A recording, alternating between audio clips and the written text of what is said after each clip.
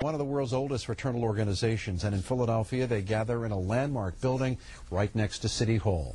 They are the Freemasons, and for centuries they have been surrounded by secrecy and rumor. But tonight Action News has a rare look inside their doors. Action News reporter Dan Quayer is live outside the Grand Lodge with this fascinating story. Dan? How are you, Jim? They are known for their elaborate temples and arcane symbols. As you say, their Masonic Grand Lodge in Center City is a national historical icon. But what the Freemasons may be best known for among the general public is secrecy.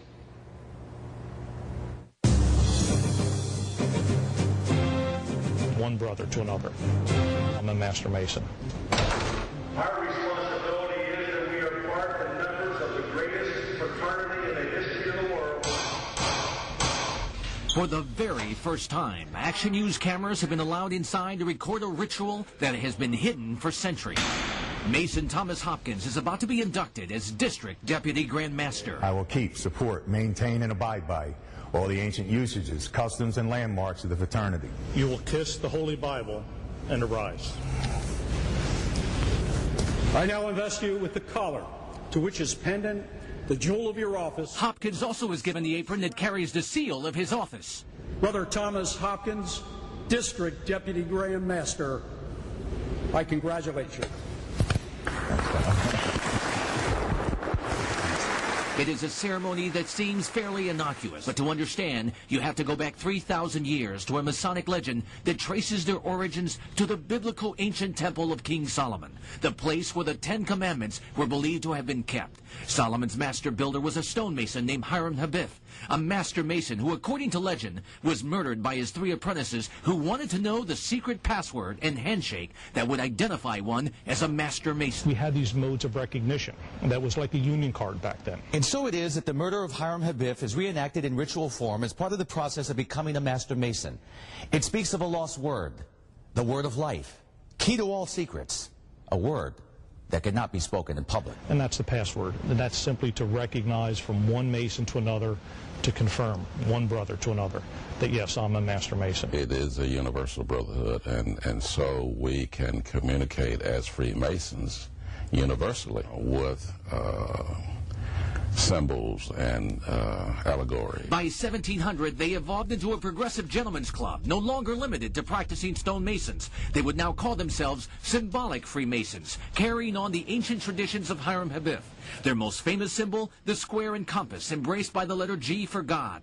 Their all-seeing eye atop the pyramid can even be found on the dollar bill. And one of the underlying tenets of Freemasonry is we try to take a good man and to make him better. Through the years, the Masons' charitable works around the world have been immeasurable. But if you were to go up the street just a little bit, you would see the Shriners Hospital for Children. We'd have the Knights Templar with the Eye Foundation. You could go into our Scottish Rite where you could see the work that we do for schizophrenia and the children. We have learning centers for our children who have dyslexia. To be a Mason, you must not violate the laws of God, man, or country. Although women are barred from membership, they invite any male believer in the Supreme Being to join them, regardless of politics, religion, and race. But that was not always the case. The Prince Hall Masons on North Broad Street were formed when African Americans couldn't join white lodges. It's not until the mid to late 1900s that we have seen a shift. The Prince Hall Masons of Philadelphia most notably rally around the Stop the Violence campaign. Many believe the fraternity puts its members in key positions to help control the U.S. government. To me, that's the stuff that movies are made out of. The conspiracists would just never go to rest. But many of our founding fathers, including George Washington and Ben Franklin, were Freemasons. Philadelphia's last 4 mayors were all Masons. Mayor Wilson Goode, Governor Ed Rendell, Mayor Street, and current Mayor Michael Nutter. But even with all these influential Masons, membership is down. To boost it, they want everyone to know you don't have to be invited to be a Mason. I cannot ask you to be a Mason.